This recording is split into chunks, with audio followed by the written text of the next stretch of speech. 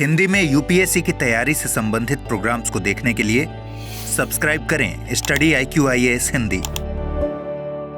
भारतीय संविधान के बारे में बाबा साहेब डॉक्टर भीमराव अंबेडकर जी का ये जो स्टेटमेंट है, ये कितना सही है, ये आज के दौर में अभी हालिया जो एक प्रकरण हुआ जिसमें तमिलनाडु के जो गवर्नर हैं उनके लिए, या उनके हम थोड़ा कह सकते हैं कि उनके विरुद्ध भी एक सुप्रीम कोर्ट का जो निर्णय आया, उसको काफी हद तक चरितार्थ करता हुआ नजर आता है। मुद्दा यह है कि हम कितना भी अच्छा संविधान बना लें, अगर हमें उसमें लिखे गए प्रावधानों को अपनाने या फिर लागू करने की मंशा करने की हिम्मत नहीं है, तो फिर वो कॉन्स्टिट्यूशन खराब ही होगा। या फिर अगर कोई कॉन्स्टिट्यूशन किसी हद तक कुछ खराब भी है, लेकिन उसको लागू करने या उसको सुधारने और उसको सुधारने की मंशा रखने वाले लोग उस देश में मौजूद हैं, तो वो बिगड़ा हुआ कॉन्स्टिट्यूशन भी अच्छी तरीके से लागू हो सकेगा। बाबा साहेब के विचार आज के समय में निस्संदेह बहुत इंपॉर्टेंट हैं, बहुत मायने रखते हैं। आज का ये टॉपिक कई सारी आयामों को लेकर के आपके सामने रखा जाएगा। मसलन आप सब लोगों को मालूम होगा कि तमिलनाडु में अभी क्या हुआ है, गवर्नर को लेकर के और तमिलनाडु सरकार को लेकर के विधेयकों को पारित करने का जो मुद्दा है उस पर क्या डिसीजन लिया गया। लेकिन कई प्रॉब्लम यहाँ पर स्टूडेंट्स को ये आ रही हैं कि आखिर एग्जैक्टली मतलब क्लियरली क्या हुआ है। उसमें बहुत सारे टर्मोलॉजीज को लेकर के स्टूडेंट्स के कन्फ्यूजन है। तो मैंने कहा कि चलो यार एक बना देते हैं आपके लिए बढ़िया सा टॉपिक, इशू बेस्ड जो टॉपिक्स आते हैं करंट के, उसको मैं पूरा डिटेल में करके आपके सामने लेकर के आऊँ। तो सेशन के अंत में मुझे बताइएगा ये सारी की सारी चीज़ें आपके मन में क्लियर हुई या नहीं हुई। इसके अलावा किस दूसरे मुद्दे पर आप चाहते हैं कि एक ब्रीफ डिस्कशन में लेकर के आऊँ, उसके सजेशंस भी आप हमें टॉपिक में लिख सकते हैं। मैं सभी व्यूअर से चाहूँगा कि अपने वैल्यूएबल कमेंट्स ज़रूर लिखें, जिससे कि हम ये समझ पाएँ कि हमारे व्यूअर्स क्या पसंद करते हैं। खैर चलिए चर्चा की शुरुआत करते हैं। और इसमें एक द हिंदू की एक न्यूज़पेपर का एक हेडलाइन है जो मैंने आपको यहाँ पर दिखाया है कि supreme court slams Tamil Nadu governor fix a time for asset. अब देखो इसमें कई सारे मुद्दे हैं। मुद्दा ये है कि राज्यपाल, जो किसी भी राज्य के राज्यपाल हैं, उनके आदर्श क्या होने चाहिए, उनको अपने राज्य के साथ किस प्रकार का बिहेव करना चाहिए, एक राज्यपाल को एक राज्य किस तरह से देखता है, राज्य की जनता किस तरह से देखती है, वो यहां पर एक महत्वपूर्ण मुद्दा होगा।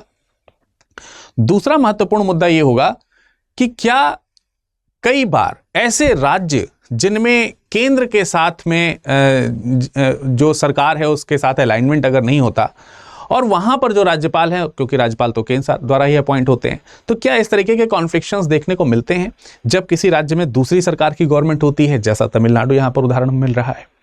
तीसरा हम ये भी एंगल यहां पर खोज सकते हैं या फिर समझ सकते हैं कि ऐसे में जब गवर्नर ने, इसमें एक साधारण सा मुद्दा आएगा कि बिल जो है वो राष्ट्रपति के पास भेजा गया, राष्ट्रपति ने कुछ पे पारित किया और कुछ पे पारित नहीं किया, कुछ को होल्ड कर लिया।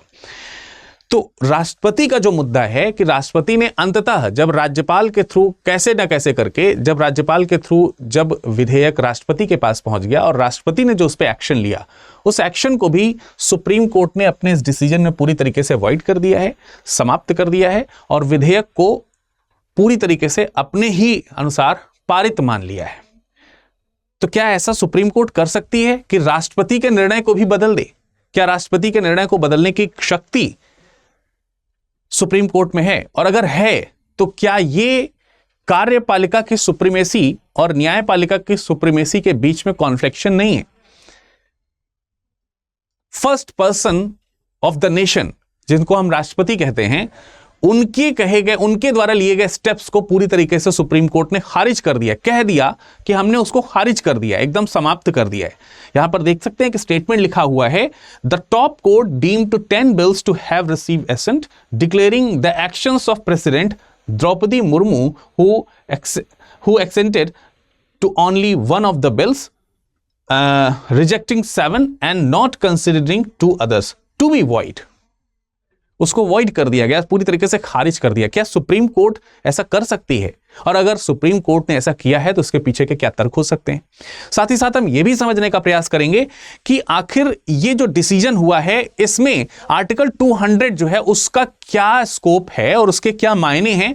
क्या पॉजिटिव सेंस में, किन पॉजिटिव सेंस में राज्यों को इसके तहत शक्तियां दी गई थी, राज्यपालों को इसके तहत शक्तियां दी गई थी, और किस तरीके से कई जगहों पर इनका दुरुपयोग होते हुए दिखाई देता है। ये सारी चीजें हम कंक्लूजन के तौर पर अंत में समझ रहे होंगे, पढ़ रहे होंगे, और उसके पहले हम पूरा का पूरा मैटर उसके इतिहास से लेकर, यानी शुरुआत से क्या हुआ है वहां से लेकर खंगालते हुए आगे बढ़ते हुए आगे चलेंगे।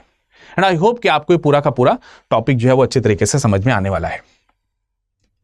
चलिए करते हैं शुरुआत। यहां पर है ऑन द क्लॉक, यहां पर 4 बातें लिखी हैं जिसमें आप देख रहे होंगे 1 मंथ, 3 मंथ, ठीक है, देन अगेन यहां पर 3 मंथ या मैक्सिमम ऑफ 1 मंथ, ऐसे करके यहां पे कुछ पॉइंट्स लिखे हुए हैं। आखिर आपको यह समझना है कि यहां पे 1 से लेकर के 3 मंथ का, ठीक है, 3 मंथ का जो यहां पर एक डिसीजन आ रहा है कि यह समय है विधेयक को पारित करने के लिए, आखिर ये 1 से 3 महीने का वेरिएशन जो है वो है क्या, उसको हम लोग समझने का प्रयास करेंगे, उन वेरिएशंस को क्लैरिफाई करने का प्रयास करेंगे, समझने का प्रयास करेंगे। लेकिन जरा एक बार नजर डाल देते हैं आर्टिकल 200 क्या है, क्योंकि अगर ये थोड़ा सा समझ में आ जाएगा तो फिर आगे की कहानी हमें क्लियर रहेगी।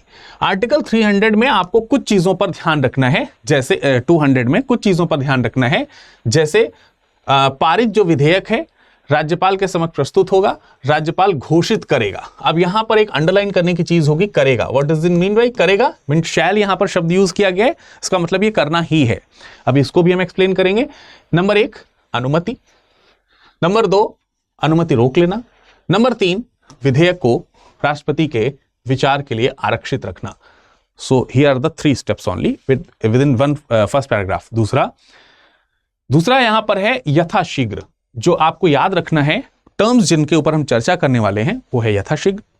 यथाशीघ्र का मतलब होगा as soon as possible, as soon as possible, ठीक है, इसका ध्यान रखना है। फिर यहां पर पुनर्विचार, ठीक है। अब आई होप कि आपको आर्टिकल 200 के वो टर्म्स यहां पर दिख गए होंगे जिनके ऊपर हम आगे चर्चा करने वाले हैं। साधारण तौर पे देखा जाए तो कोई भी विधेयक जब राज्यपाल के पास सदन से पारित होकर के आ जाता है या सदनों से पारित होकर के आ जाता है तो प्राइमरली राज्यपाल जो है, राज्यपाल ये घोषणा करेगा कि वो विधेयक पर अनुमति दे रहा है या अनुमति रोक रहा है या वह विधेयक को राष्ट्रपति के पुनर्विचार के लिए आरक्षित रख रहा है। इसके अलावा चौथा है कि यथाशीघ्र उसे बताना होगा कि भाई वो पुनर्विचार के लिए भेज रहा है सदन को, सदन उस पर पुनर्विचार करे, और सदन पुनर्विचार करके अगर फिर से भेजेगा तो राज्यपाल को उसे पारित करना ही होगा। ये एक बहुत सादा सा सिनेरियो है जो आपको आई होप कि समझ में आ गया होगा। चलिए आगे बढ़ेंगे, लेकिन उससे पहले एक छोटी सी जानकारी आपको दे देना चाहता हूं कि भाई 11 अप्रैल से बैच शुरू होने वाला है, फाउंडेशन बैच चाहिए, और इस फाउंडेशन बैच में आपको कंप्लीट स्टडी मिलेगी अगर आप इसमें डायमंड, ठीक है, डायमंड जो हमारा पैकेज है, अगर आप उसे अडॉप्ट करेंगे या ऑप्ट करेंगे तो उसमें आपको सारी चीज़ें मिल जाएंगी। मतलब इसमें आपको सारी लाइव क्लासेस मिलेंगी, रिकॉर्डिंग क्लासेस मिलेंगी, बुक्स वगैरह सब आपको मिलेंगी, मेंटरशिप इसमें मिलेगा।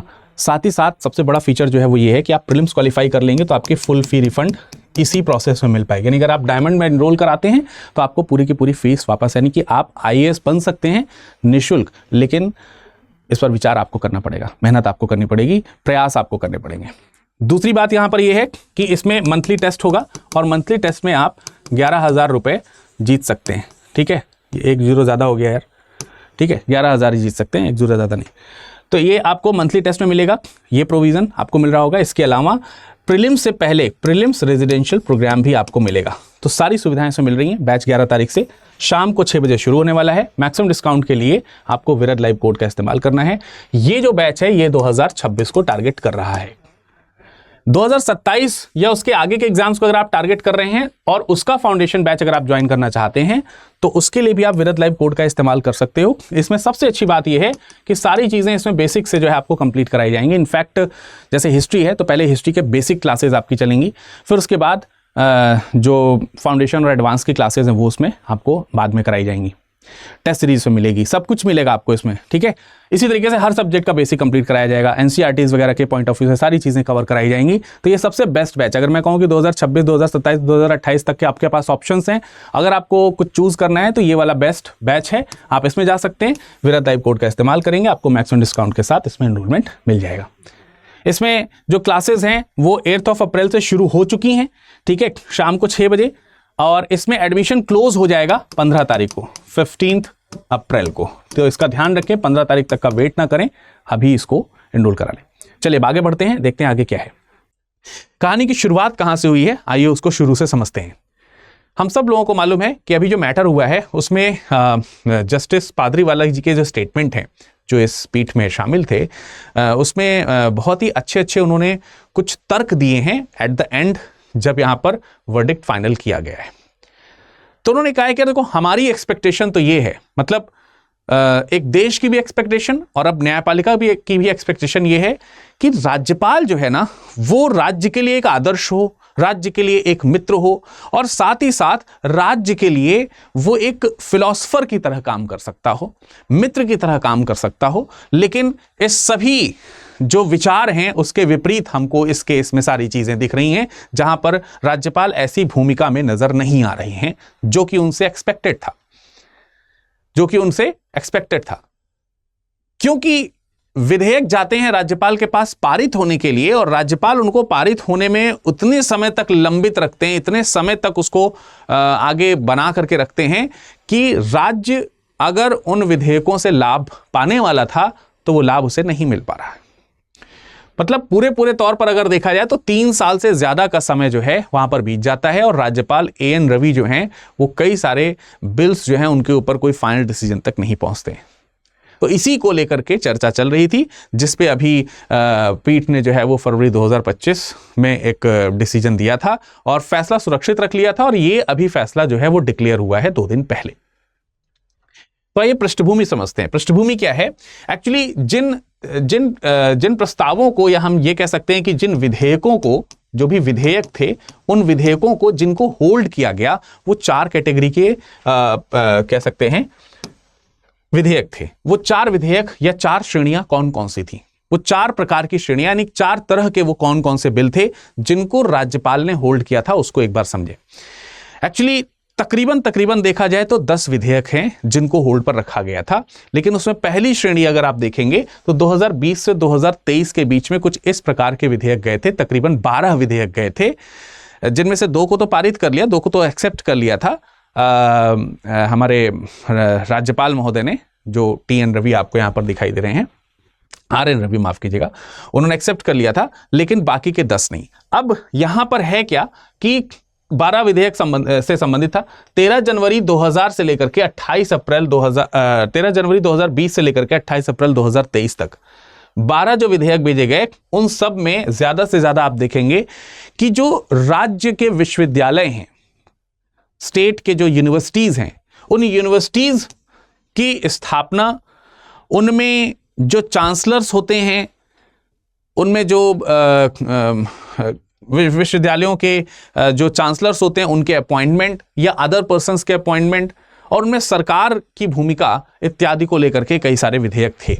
तो जब हम पहली श्रेणी के विधेयक में देखेंगे तो विधानसभा के द्वारा पारित 12 विधेयक को यहां पर संबोधित किया गया है, और उनमें से 12 विधेयक जो हैं उनमें में से तमिलनाडु में राज्य विश्वविद्यालयों की स्थापना करने वाले कानून का संशोधन आपको दिखाई देता है। अब उसका क्लासिफिकेशन किस तरीके से है या फिर उसका बंटवारा किस तरीके से है, जरा उसको देखते हैं, उन सबको देखते हैं। अब इनमें में से 8 विधेयक जो हैं वो किस चीज को रिप्रेजेंट कर रहे हैं? 8 विधेयक कुलपति की नियुक्ति राज्य सरकार को सशक्त बनाने की मांग के अनुसार रखी गई है। मतलब कुलपति की जो नियुक्ति है ना, जो कुलपति की नियुक्ति है उसमें राज्यपाल की भूमिका की बजाय राज्य की भूमिका को क्या किया जाए, बढ़ाया जाए, इस तरह की मांग रखी गई है। एक तो मुद्दा ये है। तो अब ये जो 8 विधेयक हैं इनका बाइफर्केशन किस तरीके से है? एक तो यहां पर आपको देखने को मिलेगा कि जो एक विधेयक है उसमें कुलपति की नियुक्ति को लेकर के कुछ चयन को लेकर के पैनल्स बनते हैं, यानी कि सिलेक्शंस का कुछ पैनल बनता है, और उस पैनल में सरकार के द्वारा नामित व्यक्ति को शामिल करने की मांग की गई है। तो कुलपति के चयन मंडल में सरकार के द्वारा व्यक्ति शामिल किए जाएं, इससे संबंधित एक विधेयक है। 2 विधेयक इस बात से संबंधित है कि कुलपति के बजाय सरकार को निरीक्षण का मौका मिले। अगर विश्वविद्यालय में किसी प्रकार के कोई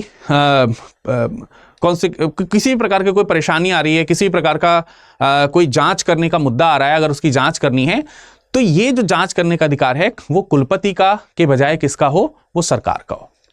तीसरी बात यहां पर मानी गई है कि विश्वविद्यालयों के जो सिंडिकेट्स हैं, एक्चुअली जो अंदर काम होता है, जैसे कुलपति जो है वो डिसीजन लेंगे, या फिर यूनिवर्सिटीज़ को किस तरीके से काम करना चाहिए, किन कोर्सेज के ऊपर क्या डिसीजन लेना है, कैसे अपॉइंटमेंट के रूल रेगुलेशंस होने चाहिए, इन सब के लिए अंडर एक सिंडिकेट मतलब एक मेंबर्स का ग्रुप होता है। तो जो मेंबर्स के ग्रुप हैं, उन ग्रुप मेंबर्स में वित्त सचिव को शामिल भी किया जाए। ये इससे संबंधित एक 3 विधेयक आया। एक विधेयक इस बात से संबंधित था कि जो एक विश्वविद्यालय स्टैब्लिश करना है जो सरकारी आयुर्वेद से संबंधित हो, यानी आयुर्वेद विश्वविद्यालय की स्थापना को लेकर के एक विधेयक हुआ। और एक विधेयक इस बात का है कि राज्यपाल की बजाय विश्वविद्यालय के कुलपतियों की नियुक्ति पर राज्य सरकार के पूर्ण नियंत्रण हो, यानी अपॉइंटमेंट जो है उस अपॉइंटमेंट को लेकर के राज्य सरकार का अपॉइंटमेंट हो, तो होल्ड हो। तो ज्यादातर आप इन विधेयकों में क्या देख रहे हैं, सरकार राज्यपाल की जगह पर या राज्यपाल के स्थान पर सरकार जो है वो नियंत्रण लेना चाहती है नियुक्तियों इत्यादि के मुद्दे पर कुलपति के, और कुलपति के स्थान पर भी अपने राज्य सरकार के कुछ लोगों को वहां पर रखने का उसका प्रस्ताव है, जिसको सदन से पारित किया गया है, जिसको सदन से दोनों जो तमिलनाडु विधानसभा जो है उससे पारित कर दिया गया है। अब इस तरीके के जो बिल हैं अल्टीमेटली किससे संबंधित हुए, अल्टीमेटली ये सारे संबंधित हुए विश्वविद्यालय से संबंधित हुए, और उनमें जो कुलपति हैं उनकी नियुक्ति से संबंधित हुए। ठीक है, उनके लिए नियम कानून जो बनाए जाएं उससे संबंधित हुए, चयन पैनल जो है उससे संबंधित हुए, और अल्टीमेटली अगर आप देखेंगे तो ये एजुकेशन से संबंधित है। किससे संबंधित है, एजुकेशन से। अब एजुकेशन से संबंधित जो विधेयक हैं उनको संवर्ती सूची में रखा गया है। संवर्ती सूची में रखने का मतलब यह हुआ कि इस पर डिसीजन केंद्र और राज्य दोनों ले सकते हैं। तो जब राज्य के द्वारा यह मुद्दा पारित हुआ तो आगे चल करके आपको पता चलेगा कि सरकार ने राष्ट्रपति की तरफ इस तरीके के बिल को मूव क्यों किया, क्योंकि उनका कहना था कि इनमें से ज्यादातर विधेयक जो हैं वो शिक्षा से संबंधित हैं और इसमें जरूरत है केंद्र के परामर्श की, तो इसलिए हमने उसको आगे बढ़ाया है, ऐसा कहा गया है। ये तो फर्स्ट कैटेगरी की बात हो गई। सेकंड कैटेगरी के जो बिल हैं उसमें जरा देखिए 8 विधेयक इस तरीके को। अब आगे आप देखेंगे कि कुछ विधेयक हैं जो लोक सेवकों के खिलाफ मुकदमा चलाने की अनुमति के लिए हैं। क्यों? क्योंकि अगर आप देखेंगे तो इसमें मांग की गई है, इस बात की मांग की गई है कि कुछ लोक सेवक जो हैं शायद भ्रष्टाचारी हो सकते हैं, तो उनके ऊपर भ्रष्टाचार से संबंधित भ्रष्टाचार निवारण अधिनियम 2018 का जो कानून है, भ्रष्टाचार अधिनियम 1988 का जो कानून है, 2018 में 1988 का जो कानून है, उसको लागू करने से संबंधित ये प्रावधान है। इसके अलावा तीसरी श्रेणी में जो बिल रखे गए थे जिनके ऊपर अभी एसेंट बाकी था, उसमें राज्य में कुछ कैदी हैं उनकी समय से पूर्व रिहाई की मांग की गई थी। ठीक है, कैदियों की समय से पूर्ण रिहाई से संबंधित तकरीबन 54 फाइलें हैं जिनको लेकर के यहां पर एक बिल पारित किया गया था। और एक चौथी श्रेणी थी जिसमें जो तमिलनाडु लोक सेवा आयोग है उसके सदस्यों की नियुक्ति से संबंधित कुछ प्रस्ताव दिए गए थे। वो प्रस्ताव भी अभी क्या हैं, लंबित है। आप सब लोगों को मालूम है कि अनुच्छेद 316 जो है वो राज्यों में राज्य लोक सेवा आयोग के अध्यक्ष और अन्य सदस्यों के अपॉइंटमेंट की बात करता है, और ये अपॉइंटमेंट कौन करते हैं, राज्यपाल करते हैं। तो इन सब चीजों से संबंधित ये 4 प्रकार की कैटेगरी में ये टोटल तकरीबन 12 विधेयक थे, जिनमें से 10 के ऊपर कोई खास निर्णय नहीं लिया गया और तकरीबन सालों साल इस पे जो है वो बीत गए।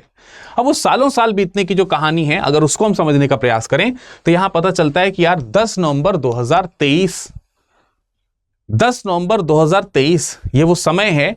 2020 से ये मुद्दा लटका चला आ रहा है और 2023 को कोर्ट को ये समझ में आता है, कोर्ट ये प्राप्त करती है कि जो प्रस्तावित विधेयक हैं, जो विधेयकों में जो प्रस्ताव दिया गया था, उनको राज्यपाल ने क्या रखा है, अभी तक राज्यपाल ने उसे लंबित रखा है। और राज्यपाल के द्वारा इस तरह से विधेयकों को लंबित रखना, इसके लिए स्पष्ट तौर पे सुप्रीम कोर्ट ने कहा कि यार ये बहुत गंभीर विषय है, ये बहुत ज्यादा मतलब इस पे सिंसियरली वर्क किया जाना चाहिए। तो अब जब ये पता चला कि यार ये बहुत गंभीर मुद्दा है, राज्यपाल ने ऐसा क्यों किया, तो राज्यपाल तो सरकार का बंदा है, और कौन सी सरकार, केंद्र सरकार का बंदा है भाई, उनकी तरफ से बिठाए जाते हैं। तो ये हुआ कि तमिलनाडु स्टेट जो है, तमिलनाडु ने जब देखा कि यार इतने लंबे समय तक चीजें लंबित ही चली आ रही हैं, तो उन्होंने सुप्रीम कोर्ट का रुख किया था। सुप्रीम कोर्ट ने देखा कि हाँ यार चर्चा का विषय, गंभीर विषय है, इस पर चर्चा करनी होगी, सरकार की तरफ से भी लोगों को बुलाओ। तो लेटर लिख करके भेजा गया गृह मंत्रालय को, भारत संघ को नोटिस दिया गया कि भाई अपनी तरफ से ही पक्षकार भेजिए। तो कौन जाएगा वहां से? भारत की तरफ से जो पक्षकार जाते हैं तो भारत के वकील जाते हैं। भारत के वकील अटॉर्नी जनरल है। तब जब अटॉर्नी जनरल, सॉलिसिटर जनरल, इन सब चीज़ों को प्रस्तुत करने की जब बात की गई, तो इनके समक्ष जो है अब वो मुद्दा रखा जाएगा। दोनों तरफ से जो है डिस्कशंस होंगे और उन डिस्कशंस का फाइनल जो डिसीजन है अभी कुछ दिन पहले आपके सामने आया है। तो अब डिस्कशन में कुछ चीज़ें जो बीच में आई, उनमें जो महत्वपूर्ण चीज़ें थी, आइए उसके ऊपर फोकस कर लेते हैं। 10 नवंबर 2023 की बात है। यह हुआ कि हम लोग इस पर चर्चा शुरू करते हैं। 20 नवंबर को न्यायपालिका को यह पता चल जाता है कि राज्यपाल ने 10 विधेयकों पर अपनी मंजूरी रोके रखी। अब यहां पर जो टर्म याद करना है वो आर्टिकल 200 से जोड़ करके पढ़ना है। क्या है? मंजूरी रोके रखी है। मंजूरी को रोके रखने का मतलब क्या है? विदहोल्ड करना, एसेंट विदहोल्ड करने का यहां पर मतलब क्या है? साधारण मतलब तो यहां पर यह निकलता है कि भाई विधेयक आया, हमने उसे रोक लिया है। इस चीज को लेकर के काफी समय तक डिस्कशन हुआ, जबकि यहां पर एक बहुत महत्वपूर्ण चीज निकल करके आती है, वो ये है कि रोके रखने का मीनिंग क्या होगा, विदहोल्ड करने का यहां पर सेंस क्या निकाला जाना चाहिए। तो कॉन्स्टिट्यूशनल टर्म के अंतर्गत देखें कि विधेयक को विधानसभा के पास भेजने के लिए यह एक प्रकार का संवैधानिक शब्द है, कॉन्स्टिट्यूशनल शब्द है। अगर राज्यपाल के पास कोई विधेयक आया और उन्होंने उसे रोके रखा है, यानी कि आगे वो पारित नहीं करने देना चाह रहे हैं, तो रोके रखा है का मतलब कुछ प्रॉब्लम है, इसलिए पारित नहीं होने देना चाह रहे हैं, इसलिए आगे नहीं ले जाने देना चाह रहे हैं। भाई सही चीज होगी, राज्यपाल तो राज्य के हित के लिए है ना, सही चीज होगी तो आगे बढ़ा देंगे, आगे नहीं बढ़ा रहे हैं इसका मतलब गलत है कुछ, उसमें कुछ ना कुछ प्रॉब्लम है। तो यहां ये अर्थ निकाला गया कि मंजूरी रोके रखी का मतलब यह है कि भाई कुछ गलत है, एंड गलत है तो क्या प्रोसीजर होता है, वापस विधानसभा को भेजो, रिकंसिडरेशन होगा और वापस आएगा। सो यहां पर यही चीज है, वापस भेजने के लिए ये आपको ये पॉइंट समझना होगा। इन जनरल रोके रखने का अर्थ लोग रोके रखना ही समझते हैं। आप देखेंगे कि एट द एंड डिसीजन में यही क्लियर किया गया माननीय सुप्रीम कोर्ट के द्वारा कि वीटो नहीं है भाई आपके पास में, पॉकेट वीटो या एब्सोल्यूट वीटो नहीं है। अगर आप इसका सेंस ये निकालते हैं कि मंजूरी हमें रोके रखने का अधिकार है, तो रोके रखने का अधिकार का मतलब क्या हो गया? रोके रखने का अधिकार का मतलब यहां पर यह हो जाता है कि भाई आपके पास में पॉकेट वीटो है या फिर एब्सोल्यूट वीटो है। क्या राज्यपाल को पॉकेट वीटो और एब्सोल्यूट वीटो है? सिंपली नो, नहीं है। तो जब नहीं है तो फिर रोके रहने का अर्थ क्या निकाला जाएगा? ऑब्वियसली कोई प्रॉब्लम है आपको, उसमें बिल में कुछ समस्या है और उसे वापस जाना होगा। ऐसे में राष्ट्रपति पुनर्विचार के लिए भेज भले ना रहा हो खुद से अपने हाथ से, लेकिन रोके रखा है का सेंस विधानमंडल यही निकालेगा, एंड दैट इज वाई उस विधानमंडल को अपने एक्शंस तो करने पड़ेंगे, वो उस पर पुनर्विचार करेगा। तो ये पूरा मुद्दा है। जो पॉइंट आपको ध्यान रखना है वो ये है, उस समय सीजेआई जो हुआ करते थे, तत्कालीन सीजेआई डीवाई चंद्रचूड़ जी थे। 10 नवंबर को न्यायालय के आदेश के बाद विधेयकों पर अपनी सहमति रोकी है, यह बात डीवाई चंद्रचूड़ जी को पता चली कि राज्यपाल ने 10 नवंबर को न्यायालय के आदेश के बाद ही विधेयकों पर अपनी सहमति रोकी है, और जबकि ये विधेयक जनवरी 2020 से लंबित थे। अब आप सोचिए, इसमें भी एक बहुत गहरा सेंस आपको मिलेगा कि भाई मैंने आपको बताया ना कि जब हम यहां पर यह देखते हैं कि इनके मीनिंग्स क्या हो सकते थे, इनके मीनिंग्स क्या क्या हो सकते थे कि विधेयक पर अनुमति देता है या अनुमति रोक लेता है, यह बताना पड़ेगा, क्योंकि यहां पर सेंस क्या निकल करके आ रहा है, घोषित करना होगा। गवर्नर शैल, है ना, राज्यपाल घोषित करेगा। तो घोषित ही नहीं कर रहे हैं, मतलब कॉन्स्टिट्यूशन का आर्टिकल 200 कह रहा है कि आपको ये घोषित करना है। बट बड़े मजे की बात यहां पर यह हुई कि हमारे जो तत्कालीन सीजेआई थे उनको यह पता चला कि भाई 2020 से लेकर अभी 2023 तक राज्यपाल ने कोई एक्शन ही नहीं लिया है, प्राइमरली एक्शन जो लेना चाहिए वो ही नहीं लिया है। तो राज्यपाल रोके रखने का भी काम नहीं कर रहे हैं, इनफैक्ट राज्यपाल तो कोई काम ही नहीं कर रहे हैं। क्या हम इसे कॉन्स्टिट्यूशनल मान सकते हैं? अब ये देखो, यही मुद्दा हो जाएगा कि क्या आपको बोला गया है कि आप घोषित करेंगे, आपको कहा गया है कि आप घोषित करेंगे कि आप इन तीनों में से क्या करने जा रहे हैं, वो जो 3 पॉइंट्स दिए थे, लेकिन आपने 2 साल कितना समय हो गया, ये जनवरी 2020 का मुद्दा, नवंबर 2023 का, लगभग 3 साल होने वाला है। लगभग 3 साल में डिसाइड ही नहीं हो पाया है कि हम 1 या 2 या 3 में से किस दिशा में जाएंगे। एक किस मंशा से किया गया, ये यहां पे क्वेश्चन बना। फिर अब उन्होंने मंजूरी रोकी कब है, जब मामला न्यायालय में चला गया, जब न्यायालय को लगा कि यार ये गंभीर मुद्दा, इस पे चर्चा होनी चाहिए, उसी समय गया। तब एक्शन में आए वहां के जो राज्यपाल हैं। तो वही यहां पे कहा गया कि मंजूरी रोके जाने के बाद विधानसभा ने विधेयकों को फिर से अपनाया था। समझ में आ रही बात? मंजूरी जब रोके जाने की स्थिति हुई तो विधानसभा ने उसे फिर से ऑब्वियसली अपनाया का मतलब क्या है कि पुनर्विचार के लिए गया। मंजूरी रोकने का अर्थ क्या है यहां पर? मंजूरी रोकने का अर्थ यहां पर क्या है? मंजूरी रोकने का अर्थ है कि सरकार के पास वापस जाएगा। इस सेंस में, आर्टिकल 200 के सेंस में यही है। तो जब पुनर्विचार के लिए जाएगा तो वहां से जब वापस आएगा की कंडीशन क्या है? वहां पर पुनर्विचार होगा, पुनर्विचार के बाद सदन से फिर पारित होगा, और पारित होकर के जब ये फिर से राज्यपाल के पास जाएगा तो राज्यपाल इसे मना नहीं कर सकते। क्या करने के लिए मना नहीं कर सकते? कि हम इसको जो है रोक रहे हैं। अब ये वो काम नहीं कर सकते। वो ये भी नहीं कह सकते कि हम इसे पारित नहीं करेंगे। वो ये भी नहीं कह सकते कि हम इसे अब राष्ट्रपति के पास भेजने जा रहे हैं। ये काम इस डिसीजन को लेने से पहले किया जाना चाहिए।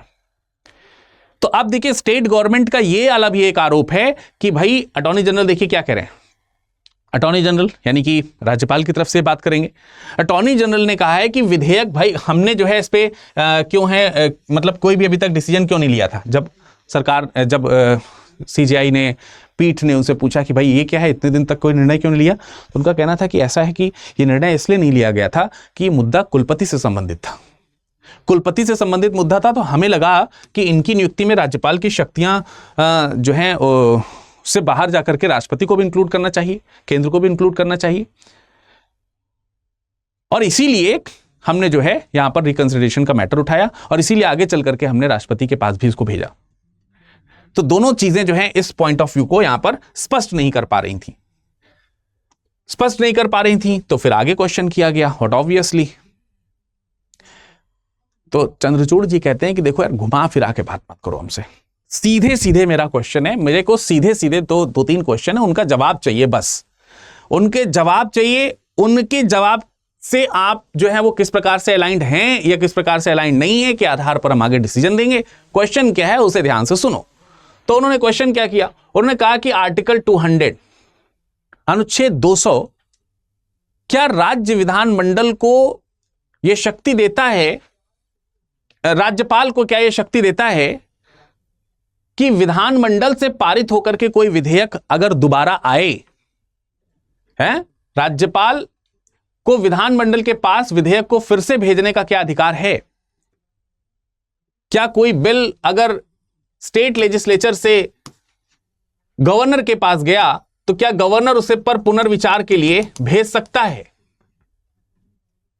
या क्या वह बस ये कह सकता है कि वो सहमति रोक रहा है? देखो वही मुद्दा आ गया ना, सहमति रोकने के सेंस को एक्चुअली वो पूछना चाहते हैं। वो पूछना चाहते हैं सहमति रोकने का सेंस क्या है, कि भाई हम केवल रोक के अपने पास रख सकते हैं, या रोकने का मतलब ये निकाला जा सकता है कि आप इसको रिकंसीडर कीजिए। तो स्टेट ने ये जवाब दिया, स्टेट का ये जो तर्क आया, जो याचिकाकर्ताओं की तरफ से जो लोग थे उनका तर्क था कि सर अगर आप ये सोचते हैं कि रोके रखने का अधिकार को हम हां कहेंगे तो हम कह सकते थे, लेकिन तब ही कह सकते थे जब कॉन्स्टिट्यूशन ने यह कहा हो, संविधान ने या किसी डिसीजन ने यह कहा हो कि मिस्टर गवर्नर के पास में पॉकेट वीटो है, या फिर किसी प्रकार से एब्सोल्यूट वीटो है। पर क्या गवर्नर के पास पॉकेट वीटो है? इसका आंसर है नहीं।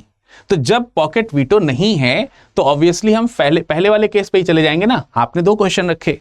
पहला क्वेश्चन कि क्या वो ये कह सकते हैं कि सहमति रोक रहे हैं और इसके आधार पर कितने समय तक भी रोके रह सकते हैं, अगर वो कितने समय, अगर वो रोके रह सकते हैं एक अधिकार है तो फिर ठीक है भाई, कितने समय भी रोके सकते हैं। लेकिन क्या ऐसा है तो पता चला ये तो एब्सोल्यूट वीटो हो गया, ये तो पॉकेट वीटो जैसा हो गया, या फिर तो दोनों ही नहीं है। और जब दोनों ही नहीं है राज्यपाल के पास तो फिर कैसे रोक सकते हैं? तो यहां सहमति रोकने का फिर अब दूसरा अर्थ क्या हो सकता है कि विधेयक को फिर से भेजा जाना है, क्योंकि विधेयक से सहमत नहीं है। जब हम किसी चीज से सहमत नहीं है तो दोबारा लाओ सहमत होने के लिए। भाई अगर हम किसी चीज से सहमत नहीं है तो या तो हम ये कह दें कि हम रिजेक्ट कर, राष्ट्रपति के पास रिजेक्ट करने का इस प्रकार से अधिकार नहीं है। राष्ट्रपति केवल एक आधार पर रिजेक्ट कर सकता है कि रिजेक्ट मतलब इस चीज को रिजेक्ट करते हुए कि वो राष्ट्रपति के पास भेज रहा है, हम अपनी तरफ से पास नहीं कर रहे हैं, हम इसके लिए राष्ट्रपति के पास भेज रहे हैं। इसको काइंड ऑफ रिजेक्शन मान लें तो मान लीजिए, अदरवाइज स्पष्टता वो रिजेक्ट नहीं कर सकता। तो जब रिजेक्ट नहीं कर सकते तो फिर पुनर्विचार ही होगा ना। 2 ही 3 तो ऑप्शन होते हैं किसी बिल पर, तो यहां पर यही ऑप्शन आपके लिए बचता है। क्लियर? अब फिर सीजीआई ने दूसरा क्वेश्चन पूछा कि क्या राज्यपाल विधानसभा द्वारा पारित किए जाने के बाद, फिर से पारित किए जाने के बाद, रिकंसिडरेशन के पास अगर के बाद अगर कोई विधेयक आता है तो क्या उसे राष्ट्रपति के पास भेज सकते हैं? तो याचिकाकर्ता क्या करें, राज्यपाल के पास ऐसा कोई अधिकार नहीं है। ये तो स्पष्टता अधिकार नहीं है। स्पष्टता अधिकार क्यों नहीं है? क्योंकि article 200 clears itself in the second paragraph कि भाई फिर पुनः विचार करने के बाद जब आएगा तो आप उसे पारित ही करेंगे। ये तो आर्टिकल 200 में स्पष्टता लिखा ही हुआ है, तो इसमें कोई इफ एंड बट करने की आवश्यकता ही नहीं है। अगर आप यहां पे देखेंगे तो आपको दिख ही रहा है कि पुनर्विचार करने के लिए भेजा तो सहमति या उसके बिना फिर से पारित कर दिया जाता है और राज्यपाल के समक्ष अनुमति के लिए प्रस्तुत किया जाता है तो राज्यपाल उस पर अनुमति नहीं रोकेगा। यानी राज्यपाल अब वहां पर रोकने वाला काम नहीं कर सकता है, ये वाली चीज नहीं कर सकते हैं, ठीक है। और आप उसे राष्ट्रपति के पास भी नहीं भेज सकते हैं। तो जो आपको राष्ट्रपति के पास भेजने वाला जो प्रोसीजर है वो यार पहले वाले में ही अगर आपको करना है तो कर लीजिए, अदरवाइज तो फिर आप नहीं कर सकते हैं। तो यहां तक मैटर आपको समझ में आ गया। कितने अच्छे अच्छे यहां पर क्वेश्चन जो है वो पूछे गए, कितनी अच्छी अच्छी बात रखी गई और तर्क जो है वो किस तरीके से निकले। अब हमें यहां पर यह समझना है कि आर्टिकल 200 जो है वो क्या क्या कहता है। आर्टिकल 200 को लेकर के राज्यपाल के पास किस प्रकार की पावर है, राज्यपाल जो है उसके पास में किस किस प्रकार की शक्तियां, क्या शक्तियां हैं। स्टेट में 2 प्रकार के लेजिस्लेचर हैं, कहीं पर एक सदनीय विधानमंडल है और कहीं पर 2 सदनीय विधानमंडल है। एक सदनीय विधानमंडल से पारित होकर के भी विधेयक राज्यपाल के पास ही जाएगा और 2 सदनीय विधानमंडल हैं तो बारी बारी से दोनों से अंततः पारित होने के बाद राज्यपाल के पास जाएगा अल्टीमेटली। अब जब राज्यपाल के पास आएगा तो उनके पास में 3 अधिकार दिए गए हैं। वो 3 अधिकारों में या तो विधेयक को मंजूरी देंगे, मंजूरी देने का मतलब है एक्सेप्ट कर लेना, एसेंट एक्सेप्ट कर लेना। मंजूरी को रोकेंगे, यहां यह नहीं लिखा है कि मंजूरी नहीं देंगे, मंजूरी नहीं देंगे ऐसा अधिकार राज्यपाल के पास नहीं है। मंजूरी रिजेक्ट कर देने का अधिकार नहीं है, मंजूरी को रोके रखना कि अभी मंजूरी नहीं दे रहे हैं, मंजूरी को रोके रखना। अब यहीं पर क्लेरिफाई करना होगा कि यार मंजूरी को रोके रखने का अर्थ क्या है। तो अर्थ क्या है के लिए हमें यह खोजना पड़ेगा कि क्या सुप्रीम को, क्या राज्यपाल के पास वीटो पावर है? नहीं है। क्या राज्यपाल रिजेक्ट कर सकता है? नहीं कर सकता है। तो फिर राज्यपाल रोक करके क्या करेगा? रोक दिया है मतलब आगे नहीं, हम उसको पारित नहीं कर रहे हैं का मतलब फिर से देखना होगा। तो इसीलिए यहां से तीसरा अर्थ निकलता है कि हम इसे फिर से देखें। विधेयक को राष्ट्रपति के विचार के लिए सुरक्षित रख सकता है? हां बिल्कुल रख सकते हैं। अगर आप मंजूरी नहीं दे रहे हैं, अगर आप रोक के भी नहीं रख रहे हैं, आपने ये नहीं कहा कि हम रोके रखे हैं, एक्शन हम कर रहे हैं। क्या एक्शन कर रहे हैं आप एक्शन कर रहे हैं कि राष्ट्रपति को विचार के लिए आप सुरक्षित रख लिए हैं। आप बताएंगे, लेकिन ये तीनों चीजें, इन तीनों में से क्या कर रहे हैं आपको बताना होगा। इन तीनों में से आप क्या कर रहे हैं आपको ये क्या करना होगा, बताना होगा। लेकिन बताने के लिए टाइम फ्रेम नहीं है। तो क्या यार बताने के लिए टाइम फ्रेम नहीं है तो 3-3 साल तक आप लटका के रखेंगे, 5-5 साल तक आप लटका के रखेंगे इस चीज को? और क्या इसे कॉन्स्टिट्यूशनल माना जाएगा? क्या यह माना जाएगा कि राज्यपाल राज्य के हित के लिए काम कर रहे हैं? तो कहीं ना कहीं क्वेश्चन आ जाता है कि बताना होगा का समय सीमा भी तय करना होगा, नहीं तो राज्यपाल इसका मिसयूज करेंगे। अब यहीं से बारी आ जाती है कि जो अनुच्छेद 200 है इसके उपयोग क्या हैं और इसके दुरुपयोग क्या हैं। देखिए उपयोग और दुरुपयोग को यहीं पर क्लियर कर लेते हैं। उपयोग और दुरुपयोग इसमें क्या है? उपयोग बेटे ये है इसमें कि अब आप समझो कि हमारे पास में एक मैनर है ना, एक तरीका है कि हम कानून कैसे बनाते हैं। केंद्र में कानून लोकसभा राज्यसभा के पारित होने के बाद राष्ट्रपति की जब अनुशंसा हो जाती है, उस पर अप्रूवल मिल जाता है जब उस पर, तो बनता है। लोकसभा राज्यसभा से पारित होने के बाद जब राष्ट्रपति का सेंट मिलता है। सेम उसी तरीके से राज्यों में कानून बनाने का प्रोसीजर क्या है? सदन या सदनों से पारित होने के बाद राज्यपाल के पास जाएगा और राज्यपाल की मंजूरी मिलने पर वो कानून बन जाएगा। तो राज्यपाल यहां पर उस तरीके की भूमिका निभाते हुए नजर आ रहा है कि वो एक ग्रैंड पेरेंट की तरह है स्टेट के, और उनकी मंजूरी से ही होगा। भले ही वो नहीं कर रहे हैं वो सारा काम, कर उनके स्टेट के लोग रहे हैं, लेकिन मंजूरी से ही होगा। ये एक बहुत नैतिक चीज भी है, कॉन्स्टिट्यूशनल में भी, कॉन्स्टिट्यूशनल मैनर भी है।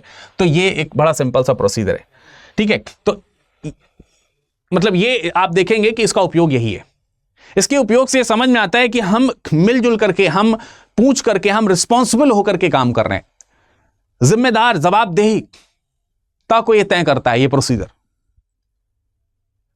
दूसरा, ये बात भी दिखाता है, इसके उपयोग में ये बात भी है कि यहां सरकार बनाने का मतलब ये नहीं कि मनमर्जी कर सकते हैं आप। सरकार को एट एनी एंगल कहीं ना कहीं अलर्ट करने का काम है। अलर्ट करने, रोकने का नहीं, अलर्ट करने का काम कर रहे हैं कौन? राज्यपाल। कि भाई ठीक है, तुम लोग राज्य चलाने की तुम लोगों को जिम्मेदारी दी है, जनता ने तुम्हें जिम्मेदारी दी है, लेकिन इसका मतलब ये नहीं कि जिम्मेदारी उन्होंने दे दी है तो जो मर्जी है वो करोगे। मान लेते हैं कि जनता को उतनी समझ नहीं है, आप लोगों को समझ है, और आप अपनी मर्जी से कोई भी बिल पारित करके ले आ रहे हैं। मेरा विचार है कि उसको दोबारा देख लीजिए, जनता के हित में होना चाहिए। तो ये है एक तरीके से ग्रेट ग्रैंड पेरेंटिंग। सो ये इसका एक और उपयोग है कि कहीं ना कहीं, और देखो यार, मतलब हमारे यहाँ एक आदर्श है कि हम कितने भी नालायक हो जाएं, अपने दादा दादी की बात तो मानते ही हैं। मतलब उन्होंने अगर किसी चीज़ पे शंका व्यक्त, एक आदर्श परिवार की बात बता रहा हूँ, बिना आदर्श परिवार का तो फिर क्या ही कहना है यार। वो अपने माता पिता की नहीं सुनते, दादा दादी की क्या सुनेंगे? तो जो आदर्श परिवार है वो क्या मानता है कि यार दादाजी ने कहा है तो फिर यार मतलब मान सम्मान रख, और वो मान सम्मान जरूरी होता है घर को बिखरने से बचाने के लिए, घर में एक आदर्श प्रस्तुत करने के लिए। सेम उसी तरीके से वो यहां पर एक रोक लगाने का मतलब यहां पर यही लेकर के आते हैं कि भैया देख लो यार, राज्य की जनता इससे नुकसान हो सकता है, उसको नहीं मालूम है अभी, लेकिन तुम लोग तो पढ़े लिखे हो सकता है तुमसे विचार करने में कुछ गड़बड़ हुई है, जो मुझे समझ में आता है, एक बार देख लो फिर से। तो उन्हें देखना होगा, वो देखते हैं। ये दूसरा उपयोग हो गया। तीसरा उपयोग यहां पर ये हो जाता है, क्योंकि ये दादाजी भी बहुत बड़े दादाजी नहीं है, इनसे भी बड़ा भी एक दादाजी हैं। मतलब ये जो ग्रैंड पेरेंट हैं, इनके भी ग्रेट ग्रैंड पेरेंट हैं जो केंद्र में बैठे हैं। तो जैसे बच्चों से उम्मीद है कि अपने दादाजी की बात माने, वैसे दादाजी को उम्मीद है कि परदादा की बात माने। मतलब एक हायरार्की समझाने का आपको बहुत सरल शब्दों में प्रयास कर रहा हूं, इसलिए मैं बोल रहा हूं, पर ऐसा कुछ है नहीं। मुद्दा यह है कि अच्छा, इसका दूसरा ऑब्जेक्टिव यह भी होता है कि राज्य तो राज्य है, राज्य में हमारा देश जो है वो संघीय व्यवस्था को अपनाता है, और संघीय व्यवस्था भी कैसी है? अर्ध संघीय व्यवस्था है। मतलब हम सामान्यतः तो हम देखें कि हम सामान्य स्थिति में तो राज्य अपने अपने काम अपने अपने हिसाब से करते हैं, लेकिन किसी विशेष परिस्थिति में केंद्र की ओर टिल्टेड होते हैं, केंद्र से इतर पृथक नहीं होते वो। तो जब कभी भी ये शंका का समाधान पाना होता है, यार ये मुद्दा हमको लगता है कि हम उनसे पूछ लें, मतलब केंद्र से पूछ लें, जिससे कि इस राज्य का अहित ना हो। देखो फिर वहां पर वही बात है, इंटेंशन क्या होना चाहिए? इंटेंशन ये होना चाहिए कि हम राज्य को, इस केंद्र को इसलिए इन्वॉल्व कर लें इस मैटर में जो कि राज्य ने पारित किया है, कि मुझे लगता है जरूरी है, क्योंकि राज्य की जनता भी अल्टीमेटली देश की ही जनता है, देश के किसी एक हिस्से की जनता है तो देश की ही, तो हम उसे इन्वॉल्व कर लें। तो ये जो मंशा है, ये ध्यान रखना कि ये जो चीज है, ये जो सुरक्षित रखने का जो विचार है, हर विधेयक के लिए होना चाहिए। क्या राष्ट्रपति के लिए हर विधेयक को रख ले राज्यपाल? क्या हम तो हर चीज में उन्हीं से पूछ के काम करते हैं? हर चीज में उन्हीं से पूछ के काम करोगे तो राज्य की स्वायत्तता का क्या होगा? स्वायत्तता का क्या होगा? वो कैसे काम करेगा? तो राज्य जो है वो केवल हर चीज के लिए केंद्र का ही मुख देखती रहेगी। तो ऐसा नहीं करना है। इसीलिए अनुच्छेद 200 में ये बात स्पष्ट की गई है कि भैया अगर आपको राज्यपाल के पास कोई चीज भेजनी है, राज्यपाल के अगर पास आपको कोई चीज भेजनी है, तो यहां ध्यान रखना है कि उसके अंदर मैटर किस तरीके के होने चाहिए, किस तरीके के मैटर हों। जैसे जिस विधेयक से उसके विधि द्वारा बनाए जाने पर राज्यपाल में उच्च न्यायालय की शक्तियों का अल्पीकरण हो। मान लेते हैं कि आपको लगता है कि यार ये विधेयक कुछ ऐसा है कि इससे जो जुडिशरीज हैं उनकी पावर कम हो रही है। मतलब कोई ऐसा सेंसिटिव मुद्दा होना चाहिए जिसके लिए केंद्र का दरवाजा खटखटाया जाए। ये बिल्कुल सिंपल सी चीज है, जैसे हमारे मोहल्ले में कोई छोटे मोटे झगड़े हो जाते हैं तो उसके लिए हम सुप्रीम कोर्ट नहीं जा सकते, उसे वहां की जो लोकल न्याय व्यवस्था है से लेकर जो क्षेत्रीय न्याय व्यवस्था है, वहां स्थानीय कोर्ट जो है वहां आप अपील कर जाते हैं और फिर वहां से अपील करते हुए सुप्रीम कोर्ट तक आते हैं, डायरेक्ट नहीं पहुंच जाते सुप्रीम कोर्ट।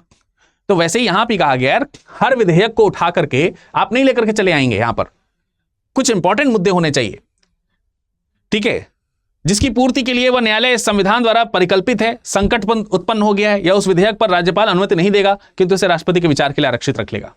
तो राष्ट्रपति के लिए कौन से विचार, कौन सी चीजें जो है वो आरक्षित रखनी है राष्ट्रपति के विचार के लिए, ये हर विधेयक के लिए हमको समझना चाहिए कि ऐसा नहीं कि किसी को भी भेज दें, कोई भी विधेयक हम राष्ट्रपति के पास भेज दे रहे हैं, ऐसा नहीं होना चाहिए।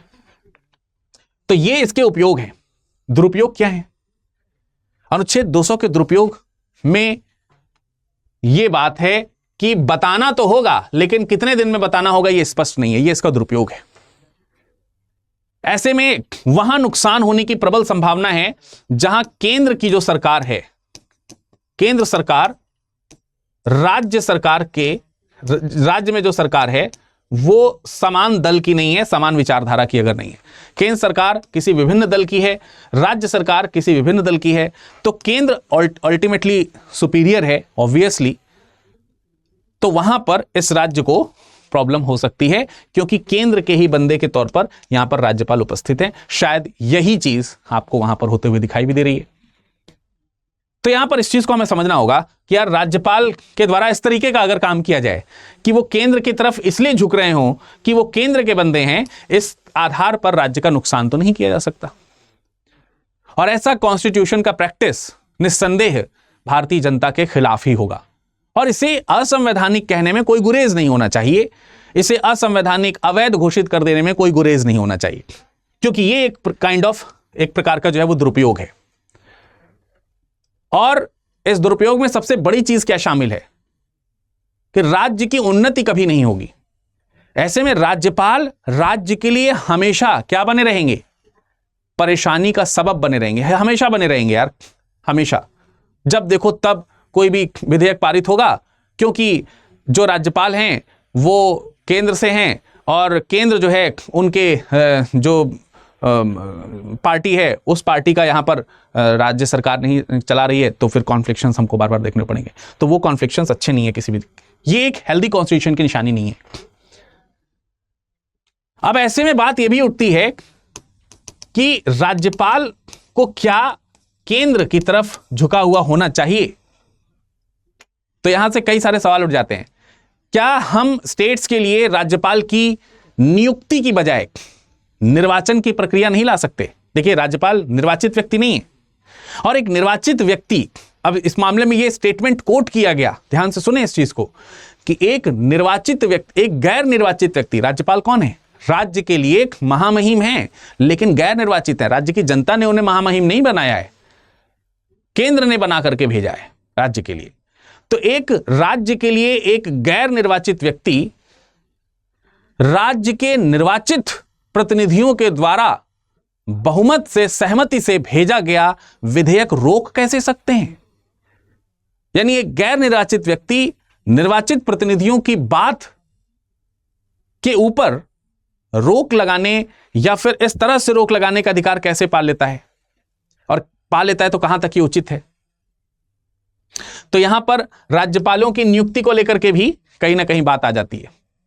अब मैं आपसे पूछना चाहूंगा कि क्या राज्यपालों की नियुक्ति के लिए नियुक्ति वाला जो सिस्टम प्रेजेंट टाइम में चल रहा है वो सही है, या फिर इन्हें भी राष्ट्रपति की तरह या फिर किसी अन्य की तरह निर्वाचित प्रक्रिया से आना चाहिए, या फिर कोई दूसरा ऑप्शन जो आपको उचित लगता हो, एक बार वो भी बताइएगा। तो ये सब चीजें आपको यहां से समझ में आ गया होगा। अब ये जो आर्टिकल 200 है, इस आर्टिकल 200 के फर्स्ट प्रोविसो की अगर हम बात करें तो क्या है? फर्स्ट प्रोविसो कहता है कि पुनर्विचार के लिए विधेयक लौटाने की अनुमति। अगर आप पुनर्विचार के लिए विधेयक लौटा रहे हैं, क्योंकि आपने होल्ड कर रखा है, तो आप पुनर्विचार। देखो यहां बहुत अच्छी चीज लिख करके आई है कि जो आर्टिकल 200 का जो फर्स्ट प्रोविसो है वो क्या कहता है, वो ये स्पष्ट तौर से साफ साफ तौर से ये कहता है कि विधेयक लौटाने की अनुमति देना के अंदर निहित है, अंतर्निहित है क्या चीज, रोकने की शक्ति। विधेयक को स्वीकृति मतलब यही तो मैं शुरुआत से समझा रहा हूं कि स्वीकृति रोकने का अर्थ और विधेयक को लौटाने की अनुमति ये एक दूसरे के पूरक हैं। अगर आप किसी विधेयक को रोक रहे हैं, यह इस बात का पूरक है कि आप उसे लौटा रहे हैं। तो यहां स्पष्ट कर दिया गया, इस केस में स्पष्ट किया गया कि पुनर्विचार के लिए विधेयक लौटाने की अनुमति स्वीकृति रोकने की शक्ति के साथ मिलकर के काम करती है।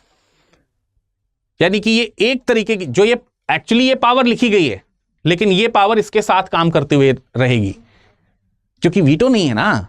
बात तो वही आ रही है, क्योंकि यहां पर राज्यपाल के पास में वीटो पावर थोड़ी है। अब इस तरीके का एक मुद्दा जो है वो पहले भी रहा है। कैसा, कौन सा रहा है मुद्दा, जरा देखिए।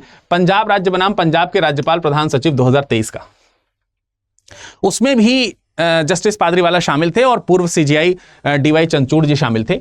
और उसमें कहा गया था कि राज्य विधानसभा द्वारा बनाए गए कानून के सामान्य क्रम को बाधित नहीं कर सकते। कौन नहीं कर सकते? राज्यपाल। राज्यपाल क्या नहीं कर सकते कि राज्य के द्वारा, राज्य विधानसभाओं के द्वारा अगर कोई पारित कानून है तो उस कानून को बाधित नहीं कर सकते। एक सबसे बड़ा जो रीजन वहां पर बताया गया था कि राज्यपाल गैर निर्वाचित सदस्य हैं। गैर निर्वाचित सदस्य, एक निर्वाचित सदस्य अगर इस तरीके का डिसीजन ले रहा है तो बात समझ में आती है। एक गैर निर्वाचित सदस्य रोकने का काम, हर्डल का काम कैसे कर सकता है, जो कि यहां करते हुए नजर आ रहे हैं। ये काम कैसे किया जा सकता है? ये काम नहीं कर सकते। इसका डिसीजन तो 2023 में लिया गया, और ये अभी जब ये फाइनली डिसीजन 2 दिन पहले लिया गया तो जस्टिस क्या नाम है, गवर्नर रवि जी को ये बात बोली गई, यार कम से कम सुप्रीम कोर्ट के 2023 के जो फैसला आया था उसका तो सम्मान कर लेते। उसका भी सम्मान नहीं किया आप, उसका तो सम्मान कर लेते। 2023 का जो फैसला आया ये वाला, एक अनिर्वाचित राज्यपाल लोकतांत्रिक रूप से निर्वाचित विधानसभाओं की के लिए कैसे रोक लगा सकता है? उसके पास क्या प्रभावशाली वीटो है? नहीं है। उसके पास पूर्ण वीटो नहीं है, वो नहीं लगा सकते। पूर्ण वीटो है ही नहीं उनके पास, उसका कोई अधिकार नहीं है। और इसीलिए आप देखेंगे पादरीवाला जी ने एक पॉइंट और आगे कहा कि विधानमंडल द्वारा विधेयकों को फिर से पारित करने के बाद, एक बार अगर दोबारा विधानमंडल के द्वारा पारित, क्योंकि ये वाला पॉइंट क्या कह रहा है आपका, या इसके पहले जो पॉइंट लिखाया था मैंने बताया था उसमें जो फर्स्ट प्रोविजो है वो क्या कह रहा है कि स्वीकृति रोकने का मतलब है कि पुनर्विचार के लिए जाएगा। और यहां पे तर्क दिया गया था कि भाई साहब हमने तो पुनर्विचार के लिए भेजा ही नहीं था, वो तो अपनी मर्जी से दोबारा उन्होंने भेज दिया। तो सुप्रीम कोर्ट स्पष्ट कर रहा है कि अपनी मर्जी से दोबारा तो भेजेंगे ही, क्योंकि आपने तो उसे उसकी जो है स्वीकृति रोक दी है। यहां स्वीकृति रोक देने का अर्थ यही है कि पुनर्विचार के लिए आपने भेजा है। तो राज्य ने तो कॉन्स्टिट्यूशनल मैनर में काम किया है, और राज्य ने कॉन्स्टिट्यूशनल मैनर में काम करके जब पुनर्विचार के लिए भेजा तब आपने राष्ट्रपति को क्यों भेज दिया? उस स्थिति में आप राष्ट्रपति के पास नहीं, आपके पास राष्ट्रपति के पास भेजने का जो अधिकार है वो फर्स्ट प्रोविसो के केस में था, सेकंड प्रोविसो के केस में नहीं। जब वहां से वापस आ रहा है तब नहीं है आपके पास अधिकार। तो यहां पर पारित करने के बाद राज्यपालों ने राष्ट्रपति के विचार के लिए सुरक्षित रखने का विकल्प चुनते हैं। यह विकल्प अवैध और गैर कानूनी है, यानी कि अवैध भी है और कानूनी रूप से गलत भी है। यही चीज तो पहले बताई, तो स्पष्टीकरण इसका यही है। और क्यों अवैध और क्यों गैर कानूनी है, क्या रीजन है इसका? कि हम कोई भी काम करते हैं उसके पीछे की मंशा तलाशते हैं। हर चीज शब्दशः नहीं हो सकती। एक राज्यपाल से उम्मीद क्या है कि राज्य में संवैधानिक तंत्र सुचारू रूप से काम करने दे। एक संविधान की प्रक्रिया के द्वारा, संविधान में लिखी गई प्रक्रिया के द्वारा चुनाव हुए, इलेक्शंस हुए, सरकार चुनी गई, सरकार ने सदन में संवैधानिक प्रक्रिया का पालन करते हुए एक विधेयक पारित किया, और आप उसे होल्ड कर दे रहे हैं और कह रहे हैं कि संवैधानिक है, सिर्फ इसलिए कि संविधान ने यह स्पष्ट नहीं किया कि कितने समय तक आप उसे रोक करके रख सकते हैं। ये कितने समय तक रोक के रख सकते हैं हम बता रहे हैं। क्यों? क्योंकि देखो हमेशा सुप्रीम कोर्ट क्या कहती है, जहां कहीं भी किसी भी शब्द, वाक्य या वाक्य के पीछे निहितार्थ जो है उसके, जब कभी भी आपको लगेगा कि अस्पष्ट है तो हम हैं ना बताने के लिए, मैं हूं ना। तो सुप्रीम कोर्ट कह रहा है कि मैं बता रहा हूं। अभी तक आपको लग रहा था ना कि हम उसे रोक सकते हैं, मैं बता रहा हूं अवैध है, ये नहीं रोक सकते। अरे यार, एक मतलब इसको दुरुपयोग के तौर पर थोड़ी ना इस्तेमाल कर लोगे। किसी कोई व्यक्ति को अपनी पावर का इस्तेमाल किस तरीके से करना चाहिए? आप लोगों ने हमेशा सुर असुर की बात सुनी होगी। अभी भस्मासुर को एक वरदान मिला कि किसी के भी सर के ऊपर हाथ रख दोगे तो यार भस्म हो जाएगा। इनफैक्ट तुम भगवान के सर के ऊपर भी हाथ रख दोगे तो भी भस्म हो जाएंगे। मतलब ईश्वर भी डर रहा है उससे कि यार कैसी पावर है इसके पास में। तो पावर है तो तुम डराते फिरोगे सबको, उसका दुरुपयोग करते फिरोगे। नाउ अगर ये भस्मासुर के रोल में अगर आप आएंगे तो सुप्रीम कोर्ट उस रोल में आ जाएगी जिसमें ये आपको आपके सर के ऊपर ही आपका हाथ रखवा देगी चालाकी से। अब रख दिया ना हाथ, गैर संवैधानिक है भाई, ये नहीं कर सकते आप। पावर का दुरुपयोग नहीं, शक्ति होना बहुत जरूरी है, क्योंकि शक्ति ना होने पे लोग आपकी बात को का वजन नहीं मानते हैं। लेकिन शक्ति का दुरुपयोग करना अनकॉन्स्टिट्यूशनल है, अमानवीय भी है, गैर कानूनी भी है, अवैध भी है, हर तरीके की चीज है। तो वो चीज यहां पर स्पष्ट हो जाती है। अब एक जो सबसे बड़ा मुद्दा जो हमने यहां पर आपको जिसका जो है थंबनेल भी है, जो शुरुआत में ही मैंने आपके मन में डाला था कि क्या ये जो किया सुप्रीम कोर्ट ने, अभी सुप्रीम कोर्ट ने किया क्या? सुप्रीम कोर्ट ने ये किया कि भाई आपने जो ये होल्ड करके इसको रखा, उसके बाद राष्ट्रपति को भेज दिया। सेकंड फेज में जब आपने राष्ट्रपति के पास भेजा इन 10 विधेयकों को, तो राष्ट्रपति महोदया ने क्या किया, उसके ऊपर एक्शन लिया। द्रौपदी मुर्मू जी ने क्या एक्शन लिया कि वो जो 10 विधेयक हैं, उन 10 विधेयक में से एक विधेयक को उन्होंने मंजूरी दे दी, जिसको आपने रोक के रखा था। उन्होंने कहा कि इसको पास करो, उन्होंने पास कर दिया।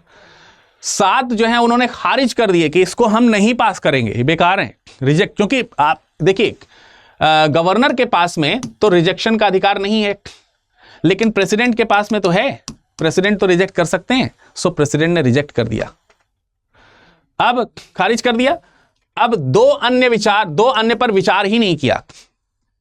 यहां पर राष्ट्रपति के द्वारा ना विचार किए जाने की भी कोई समय सीमा नहीं है, उस पर विचार नहीं किया। अब क्योंकि राष्ट्रपति के पास में तो पॉकेट वीटो है, गवर्नर के पास में नहीं है, तो वहां नहीं कह सकते कि हमने जो है इस पर अनुमति रोक रखी है, या फिर हम इस पर विचार कर रहे हैं, नहीं कर रहे हैं, इसकी समय सीमा क्या है। वहां पे आप नहीं जा सकते इस चीज के लिए। तो यह दर्शाता है कि क्या इन्हीं चीजों का लाभ उठाने के लिए क्या राज्यपाल ने ये विधेयक भेज दिए थे? तो भेज दिए थे तो पहले ही भेज देना चाहिए था, बाद में भेजे। ये दिखाता है कि जानबूझ करके भेजे गए हैं। फिर क्या ये जस्टिफाई हो रहा है कि राष्ट्रपति के पास में ये जो 10 विधेयक गए, ये उन्हीं पर्पजेस से गए, उन्हीं क्रिटिकल कंडीशंस में गए जो आर्टिकल 200 के 3rd फेज में लिखा हुआ है, 3rd पैराग्राफ में लिखा है? क्या उसी क्रिटिकलिटी के साथ गए हैं? ऑब्वियसली नहीं। तो फिर राष्ट्रपति महोदया ने इन बिल्स को जो पास किया, अब देखिए बहुत बड़ी बात यहां पर एक इंपॉर्टेंट आ रही है आपके लिए। यहां पर एक बहुत इंपॉर्टेंट बात आ रही है, वो क्या है उसको जरा समझिए। कि राष्ट्रपति ने एक एक्शन ले लिया, राष्ट्रपति का एक्शन हो गया। इस पे क्या एक्शन हो गया? एक बिल को पारित कर दिया, 7 बिल को रिजेक्ट कर दिया, और 2 बिल को होल्ड कर दिया। 7 2 9 1 10, ये 10 बिल के ऊपर उन्होंने डिसीजन लिया। ये एक्शन जो प्रेसिडेंट ने लिया, हेड ऑफ द स्टेट ने लिया, हेड ऑफ द कंट्री ने जो लिया, उस एक्शन को पूरी तरीके से खारिज कर दिया। खारिज कर दिया, एकदम खारिज। क्या राष्ट्रपति के द्वारा लिए गए इस निर्णय को सुप्रीम कोर्ट खारिज कर सकता है? और अगर किया है तो क्यों? अगर कर सकता है कि नहीं कर सकता है? कर दिया है भाई, कर सकता है तो बाद में सोचिएगा कर सकते थे कि नहीं। कर ही दिया है, कर दिया है तो तर्क होगा ना, तर्क होगा कि नहीं होगा? तर्क है। क्या तर्क है? तर्क यहां है कि जो काम ये इन्होंने किया, उन्होंने किस चीज पर एक्शन लिया? उस चीज पर एक्शन लिया जो स्टेट से ही गैर कानूनी तौर से चली आ रही है। राष्ट्रपति के द्वारा किए गए कार्य को गैर कानूनी नहीं कहा गया है, रिजेक्ट कर दिया गया है। बात को ध्यान से समझें। गैर कानूनी किसे कहा गया है, अवैध किसे कहा गया है? राज्यपाल के द्वारा भेजे जाने की जो प्रक्रिया, उसे राज्यपाल ने भेजा है, जो वही अवैध है। और अवैध चीज के ऊपर किसी प्रकार का आप एक्शन ले लीजिए, आप चाहे राष्ट्रपति ही क्यों ना हो, प्रधानमंत्री हो, राष्ट्रपति हो, केंद्रीय विधानमंडल हो, कोई भी हो आप, अवैध चीज है तो अवैध है, उस पर एक्शन कैसे वैलिड होगा? तो इनवैलिड हो जाएगा। वाइड उसी आधार पर उसको जो है अवैध रिजेक्ट कर दिया सुप्रीम कोर्ट ने। तो सुप्रीम कोर्ट के द्वारा लिया गया निर्णय इसलिए लिया गया है। पर अब आपके मन में प्रश्न आता है कि क्या कभी ऐसा हुआ है, इससे पहले इससे पहले क्या कभी ऐसा हुआ कि सुप्रीम कोर्ट ने राष्ट्रपति के निर्णय को पलट दिया हो? राष्ट्रपति के निर्णय को पलट दिया हो, क्या ऐसा कभी हुआ है? तो एक जगह पर आपको ऐसा होते हुए देखने को मिलेगा, और वो कहां देखने को मिलेगा वो भी मैं आपको बता देता हूं। यह मुद्दा उत्तराखंड से संबंधित है। 2016 में उत्तराखंड में एक विशेष घटना घटित हुई। जनवरी 2016 की शायद बात है। राज्यपाल ने, वहां के जो राज्यपाल हैं उन्होंने, या फिर हम उससे पहले की भी थोड़ी सी कहानी बता दें तो 2016 में घटना घटित ये होती है कि 21 कांग्रेस के विधायक थे जिन्होंने 2015 में, बल्कि 2015 में 21 कांग्रेस के विधायक थे जिन्होंने बगावत कर दी। मुख्यमंत्री थे क्या नाम है, नबाम तुकी जो है वहां के मुख्यमंत्री थे, उनके खिलाफ उन्होंने क्या कर दी, बगावत कर दी। और बगावत कर दी और तमाम सारे जो सदस्य हैं उन्होंने, सदस्यों ने जाकर के राज्यपाल से गुहार लगाई, कहा कि मुख्यमंत्री जो है वो कुप्रबंधन के शिकार हैं। स्पीकर के ऊपर भी आरोप लगाया, सारा कुछ करके। तो राज्यपाल ने बिना मुख्यमंत्री की सलाह के विधानसभा का सत्र जो है वो आगे बढ़ा दिया। अल्टीमेटली इसके कॉन्सिक्वेंसेस कुछ इस तरीके से हुए। नबाम रेबिया जो है वहां के अध्यक्ष हुआ करते थे, नबाम रेबिया। नबाम रेबिया जो है ये स्पीकर थे, अध्यक्ष थे विधानसभा के। इन्होंने मतलब तो ये केस इसी में बनता है, Nabam Rebia versus state of Uttarakhand करके। और वहां पर अगर आप देखेंगे तो अंततः जो है डिसीजन जो लिया गया वो क्या था, अंतर डिसीजन ले लिया गया कि जो नबाम रेबिया हैं, जो स्पीकर हैं, उन्होंने क्या किया, उन्होंने जो विधायक जो थे उन विधायकों को दल बदल का आरोप लगा करके उनको निकाल दिया। इससे पहले एक घटना ये घटित हुई कि सभा के सदस्यों ने जो है जो स्पीकर हैं उनको पद से हटाने का प्रस्ताव पेश कर दिया था। तो वहां क्वेश्चन हुआ कि जिस स्पीकर ने ये पारित किया कि इनके ऊपर एंटी डिफेक्शन लॉ लगा देंगे हम, तो क्या वो स्पीकर ऐसे स्पीकर हो सकते हैं जिनके ऊपर खुद उनको हटाए जाने की कार्यवाही चल रही हो? वो किस आधार पर किया जा सकता है? उसको किस आधार पर किया सकता है? वो गैर कानूनी था। और फिर यहां पर एक चीज और भी सामने आती है कि अल्टीमेटली क्या हुआ, वहां की सरकार बर्खास्त कर दी गई, राष्ट्रपति शासन लगा दिया गया केंद्र के कहने पर, यानी राष्ट्रपति के कहने पर राज्य में राष्ट्रपति शासन लगा दिया गया, क्योंकि सारी चीजें मिसमैच चल रही हैं। तो सुप्रीम कोर्ट ने इस निर्णय को बदल दिया था। सुप्रीम कोर्ट ने कहा कि यहां पर जो स्पीकर की कार्यवाही है वो गैर कानूनी है, क्योंकि जब आप खुद आपके ऊपर आरोप लगा हुआ है तो उस समय आप सदन के जो सदस्य हैं उनको रिजेक्ट नहीं कर सकते, उनको उनके ऊपर एंटी डिफेक्शन नहीं चला सकते। और इन सब सिचुएशन में राज्य के मुख्यमंत्री के खिलाफ जो राज्यपाल का एक्शन है वो उचित होता हुआ दिखाई नहीं देता, और तब उसको पलट दिया गया था। तो वहां पर भी राष्ट्रपति के डिसीजन को क्या किया गया था, पलटा गया था। और ये फिर दूसरा केस आपको देखने को मिल रहा है जहां पर राष्ट्रपति के डिसीजन को क्या कर दिया है, सुप्रीम कोर्ट ने पलट दिया है। ठीक है, तो ये चीज आपको एक बात ध्यान रखनी है कि ऐसा पहले भी एक बार हुआ है। फिर अगेन न्यायालय ने माना कि उनके पास कोई घोषित करने के अलावा कोई दूसरा विकल्प नहीं था। अब देखिए, जब आपके पास में पुनर्विचार के लिए बिल गया तो पुनर्विचार के लिए बिल जाने के बाद आपके पास कोई ऑप्शन नहीं बचता है, ये आर्टिकल 200 स्वयं कह रहा है। तो जब आपके पास कोई विकल्प नहीं बचता है तो जो 10 के 10 विधेयक थे वो आपने राष्ट्रपति के पास कैसे भेजे? क्योंकि ये उसी समय क्लियर हो जाना चाहिए कि जब पुनर्विचार होकर के कोई बिल आया आपके पास तो आपके पास आपको उसे पारित ही करना है। तो जो ये मुद्दा है ना कि आखिरकार राष्ट्रपति द्रौपदी मुर्मू ने जो ये डिसीजंस लिए, इनको किस आधार पर खारिज किया जा रहा है? इस आधार पर खारिज किया जा रहा है कि राष्ट्रपति के द्वारा ये एक्शन जाएगा ही नहीं वहां तक, क्योंकि भाई जैसे ही वहां से पलट करके आया बिल, तो बिल तो पारित ही होना है, राष्ट्रपति के पास भेजना ही नहीं है। वो बिल तो उसी दिन पारित हो गया। भाई ये वैसे होता है ना, जैसे मान लेते हैं कि जैसे धन विधेयक है, सपोज दैट, हालांकि धन विधेयक की मुद्दा नहीं है, लेकिन एक एग्जांपल दे रहा हूं। जैसे धन विधेयक है, धन विधेयक लोकसभा से पारित हो गया, मतलब पारित हो गया, फिर राज्यसभा उसे रिजेक्ट नहीं कर सकती, फिर राष्ट्रपति उसे रिजेक्ट नहीं कर सकता। ठीक उसी तरीके से राज्य विधान मंडलों से पुनर्पारित होकर के, विचार करने के बाद पारित होकर के जब राज्यपाल के पास कोई विधेयक गया, तो विधेयक के पास कोई भी दूसरा स्टेप लेने का राज्यपाल के पास कोई अधिकार ही नहीं है। राष्ट्रपति तक तो जाएगा ही नहीं है, तो राष्ट्रपति ने एक्शन कैसे लिया?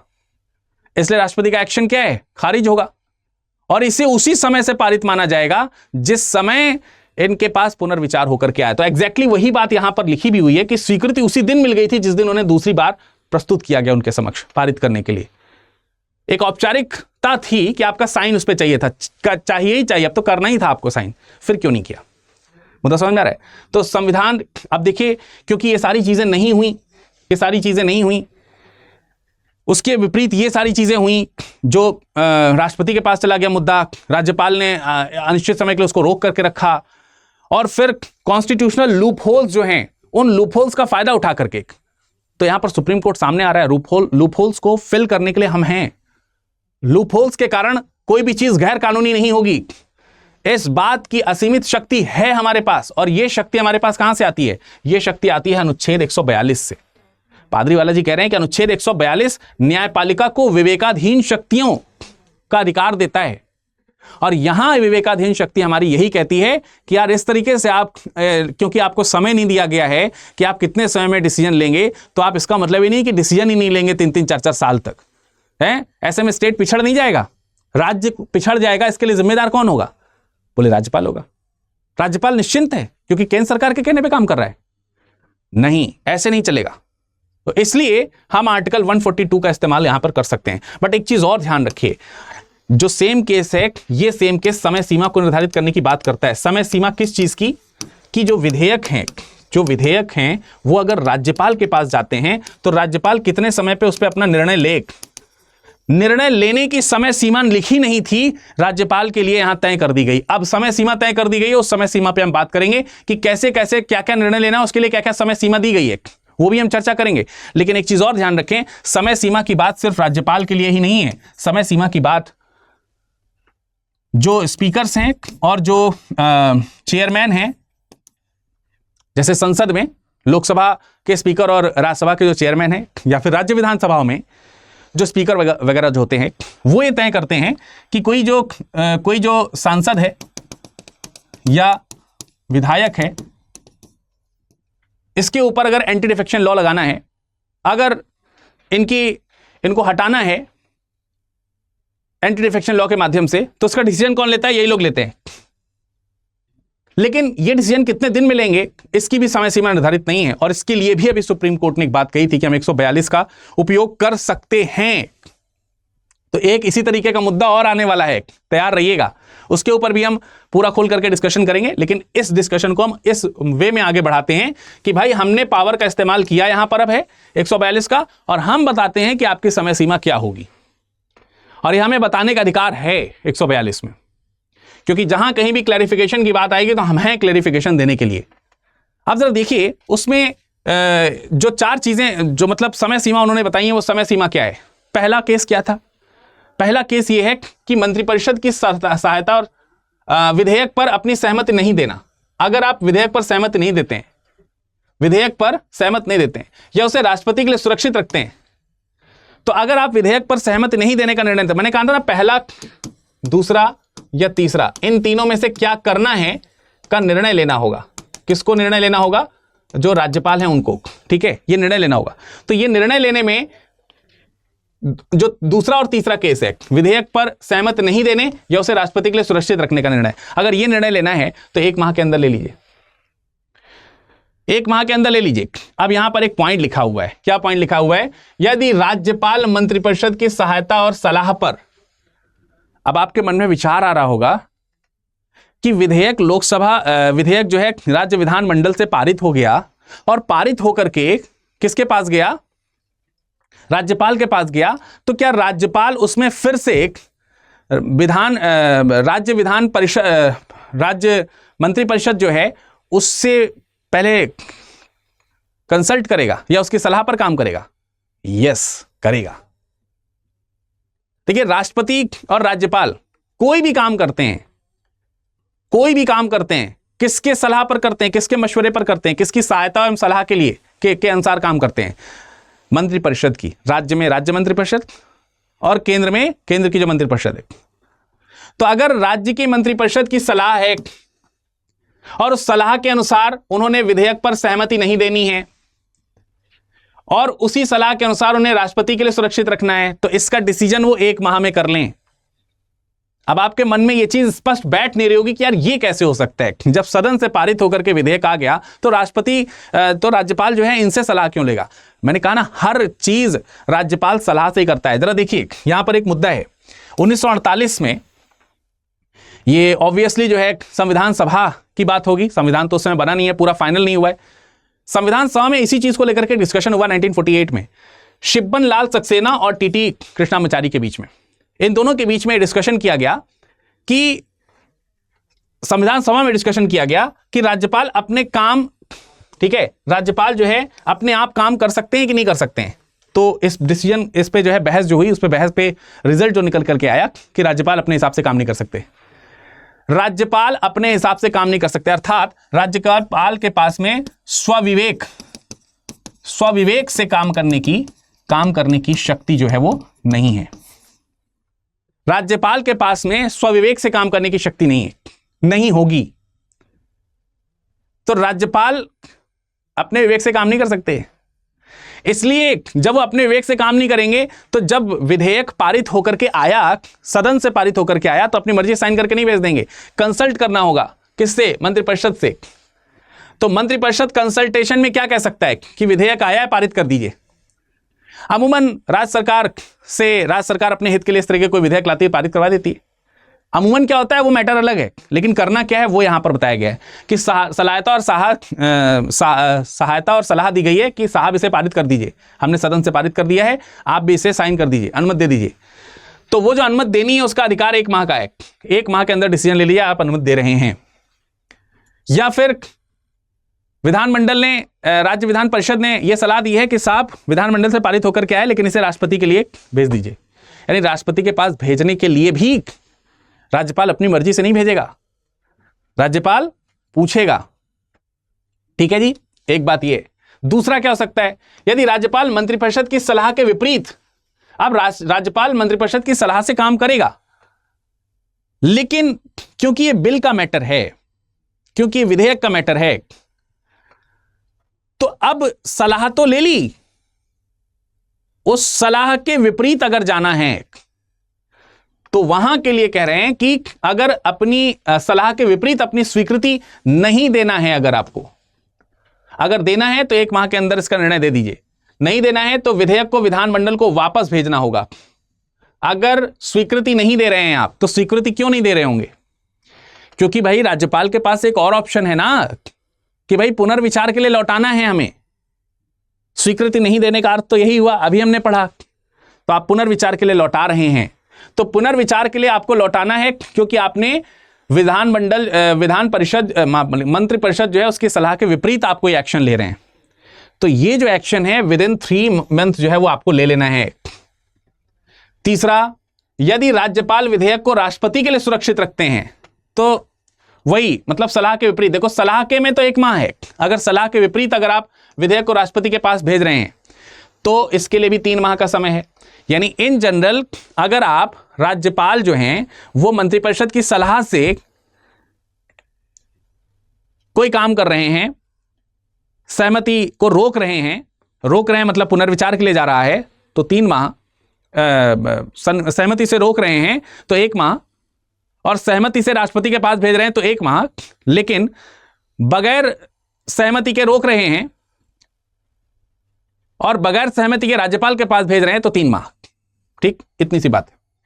और यदि अगर पुनः पारित होकर के आ गया किसी भी कंडीशन में, जैसे यहां वाली कंडीशन में या फिर यहां वाली कंडीशन में, अगर वहां से पारित होकर के दोबारा आ गया तो पुनः प्रस्तुत किया गया जाता है तो राज्यपाल उसे स्वीकृति देनी होगी, और यह स्वीकृति फिर 1 माह के अंतर्गत देनी होगी। बताइए, डाउट क्लियर हो गया?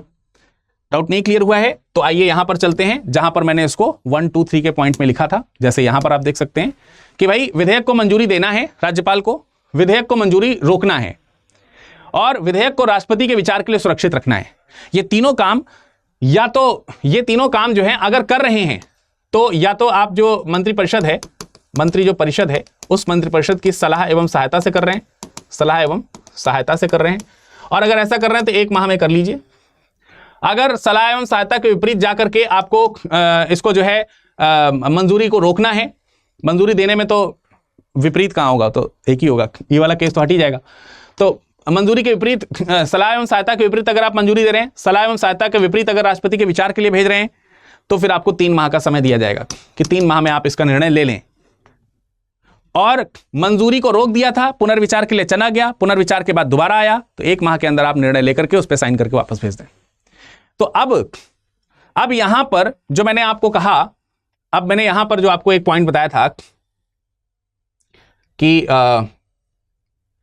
एक पॉइंट बताया था ना कि समय सीमा कितनी है, समय सीमा कितनी है का एक क्वेश्चन मैंने यहां पर आपको बताया था। ये बताना होगा, लेकिन इसका समय निर्धारित नहीं है। तो अब समय निर्धारित हो गया, 1 से 3 माह, 1 से 3 माह के अंदर सारे एक्शंस हो जाने चाहिए। ये सारे एक्शंस 1 से 3 माह के अंदर अलग अलग वेरिएशंस के हिसाब से होंगे। तो वो अलग अलग वेरिएशंस यहां पर मैंने आपके लिए क्लियर कर दिए कि अलग अलग वेरिएशंस के आधार पर होंगे। तो आई होप कि आपको ये सारा का सारा पॉइंट समझ में आ गया होगा। लेकिन इससे पहले एक चीज और हम आपको क्लियर कर देते हैं कि अगर आप पुनर्विचार के लिए भेजना चाह रहे हैं या फिर यहां पर अनुच्छेद 200 में जितना जल्दी हो सके जो वाक्यांश था, है ना, आपने देखा कि आर्टिकल 200 में एक जगह पर यथाशीघ्र लिखा हुआ है, यथाशीघ्र। राज्यपाल अनुमति के लिए अपने समक्ष विधेयक प्रस्तुत किए जाने के पश्चात यथाशीघ्र उस विधेयक को, यदि वह धन विधेयक नहीं है तो सदन या सदनों को इस संदेश के साथ लौटा देगा कि सदन या दोनों सदनों विधेयक उसके कहीं विनिर्दिष्ट उपबंधों पर पुनर्विचार करने। पुनर्विचार के लिए अगर आपको भेजना है तो यथाशीघ्र की भी कोई कंडीशन यहां पर लिखी है क्या? इस पूरे के पूरे आर्टिकल को पढ़ लीजिएगा। यथाशीघ्र में यथाशीघ्र का मतलब नहीं लिखा है। एज सुन एज पॉसिबल का यहां पर सेंस क्या है? तो सुप्रीम कोर्ट ने यहां पर यह भी क्लियर कर दिया है कि भाई एज सुन एज पॉसिबल का मतलब क्या है, जितना जल्दी हो सके का मतलब, जो अनुच्छेद 200 में जितना जल्दी हो सके जो लिखा हुआ है उसका मतलब क्या है? उसका मतलब भी है कि तत्काल। एज सुन एज पॉसिबल का मतलब यह है कि इसमें जो भावना अंतर्निहित है वो तत्काल की भावना है। आप इसे 10 माह के लिए, आप इसे 3 साल के लिए रोक नहीं सकते।